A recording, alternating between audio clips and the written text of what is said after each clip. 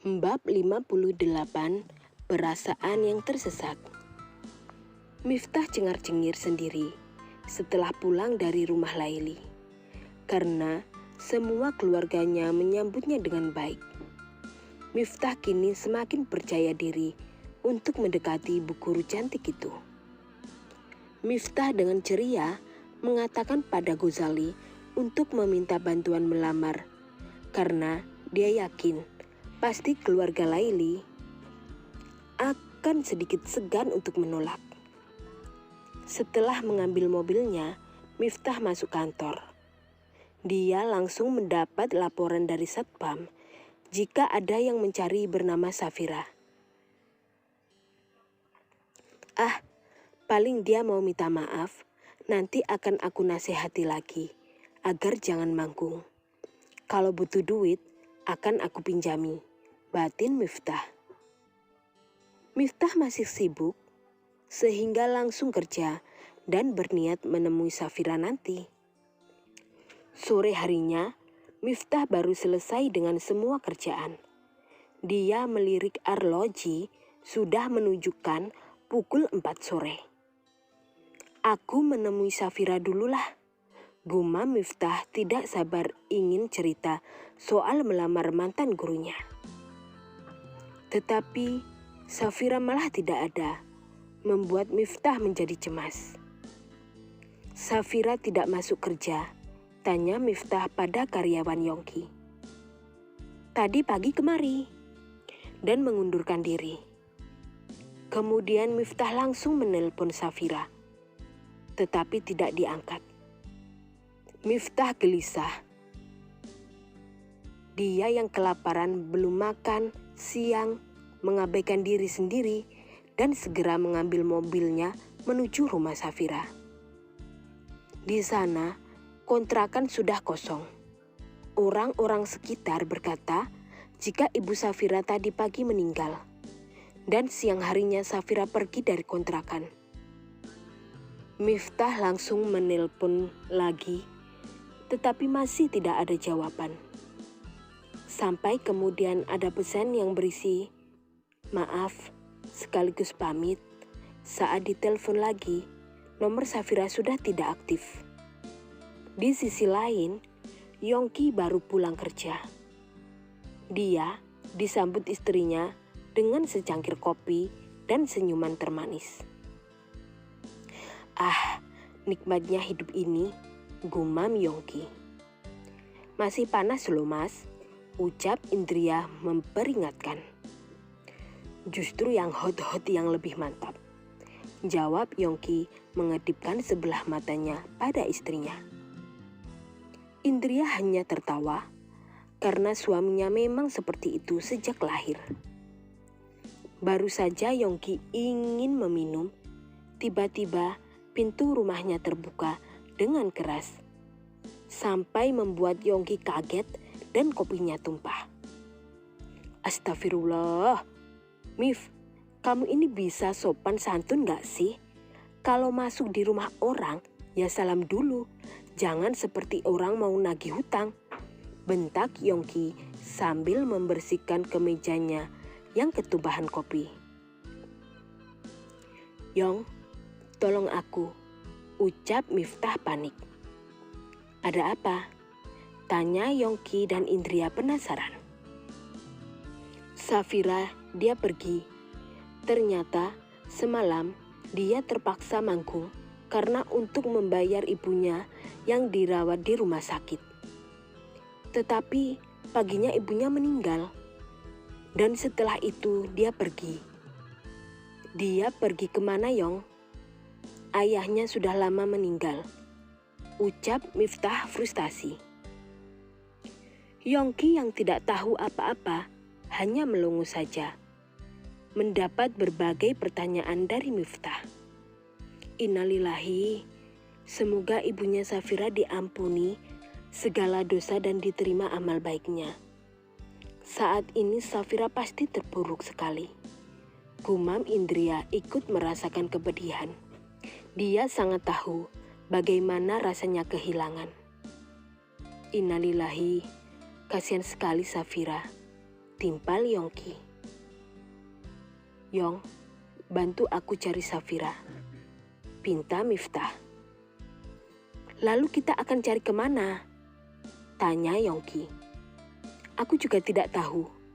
Dia sudah tidak ada siapa-siapa lagi. Lalu dia pergi kemana?"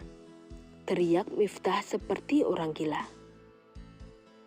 Sungguh saat ini Yongki ingin merekam tingkah Miftah yang selalu mengelak jika jatuh cinta pada Safira. Tetapi ketika Safira pergi, malah lebih gila darinya yang dulu ditinggal Indria. Tapi tentu saja Yongki masih memiliki simpati. Jika saat ingin mengolok-ngolok, bisa-bisa istrinya juga akan ngamuk padanya. "Kamu sudah tanya pada orang-orang sekitar?" tanya Yongki menenangkan. "Mereka tidak ada satupun yang tahu," jawab Miftah. "Lalu cari kemana? Apa lapor polisi saja?" tanya Miftah. "Dia tidak hilang, Mif.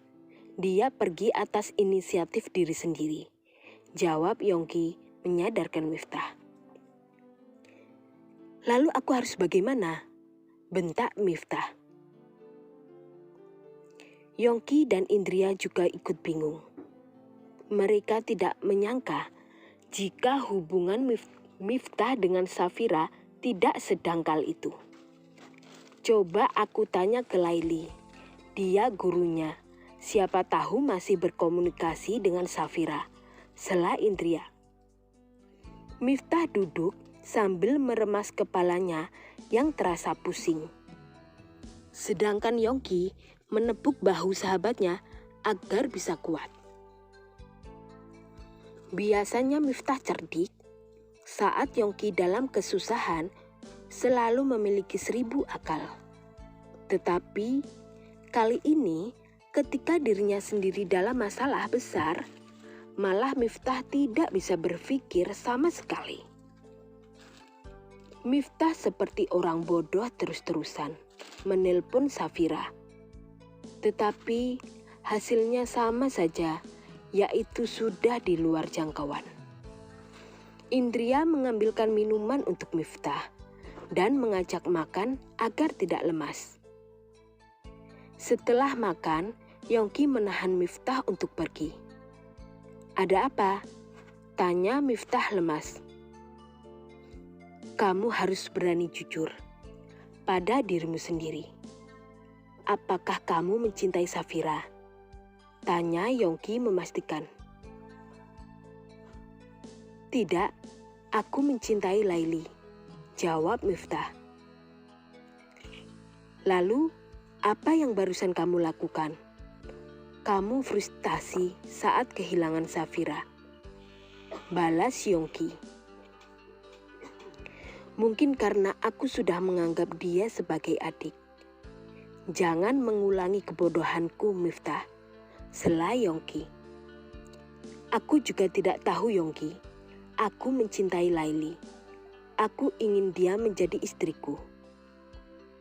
Tapi aku juga tidak bisa kehilangan Safira. Aku ingin menjaganya, melindunginya, dan membuat dia merasa aman," jawab Miftah. "Aku juga bingung dengan sikapmu. Kamu ini terlalu baik atau memang buaya?" sergah Yongki. Indria langsung mencubit lengan suaminya. Dalam situasi yang berduka, tapi masih saja memojokkan sahabatnya. Indria sendiri memilih diam. Dia tidak tahu bagaimana lelaki. "Miftah, lalu kamu akan melanjutkan melamar Laili?" tanya Yongki. "Tentu saja," jawab Miftah. "Terus, jika kamu berhasil menemukan Safira bagaimana? Kamu tetap akan memperlakukan dia dengan baik layaknya wanita simpanan," sergah Yongki. Ucapan Yongki termasuk kasar, tetapi cukup membuat Miftah sadar. Apalagi semalam Safira juga bilang tidak ingin terlalu mengandalkannya. saat Miftah tengah disibukkan mencari Safira. Gadis itu ternyata sudah sampai di sebuah perkampungan. Dia menanyakan alamat Ibu Raminten dan langsung saja diantar oleh penjaga pos kampling. "Assalamualaikum," ucap Safira. "Waalaikumsalam. Siapa ya?" Pintu terbuka, datang wanita yang sudah tua sambil melihat Safira dalam-dalam. "Nek, aku Safira. Aku cucu nenek. Aku putrinya Ibu Arum," jawab Safira takut-takut. "Arum? Dia di mana sekarang?" tanya Raminten. Safira langsung menangis dan menceritakan semuanya. Tidak lupa menunjukkan album foto dan KTP. Raminten memeluk Safira, mengajak ke dalam. Di rumah itu, Raminten tinggal seorang diri. Dan di sampingnya, ada rumah kakaknya Arum yang berarti adalah pakdenya Safira. Safira juga memiliki sepupu yang usianya sebaya. Mereka semuanya menyambut dirinya dengan baik. Penyesalan selama bertahun-tahun telah mengusir Arum hingga tidak pernah pulang sampai mati. Membuat mereka ingin menebus pada Safira yang merupakan putri tunggal Arum. "Safira, mulai sekarang kamu tinggal di sini ya. Temani nenekmu yang sudah tua renta ini. Maafkan nenek, yang bahkan baru tahu kamu adalah cucuku. Maafkan nenek, membuat kehidupan kamu menjadi sulit. Jika saja saat itu nenek tidak keras kepala, pasti kehidupan kamu dan ibumu tidak akan sesulit ini," ucap Raminten. Safira memeluk neneknya erat. Walau pertemuan pertama, tetapi yang namanya hubungan darah akan selalu memiliki perasaan yang kuat.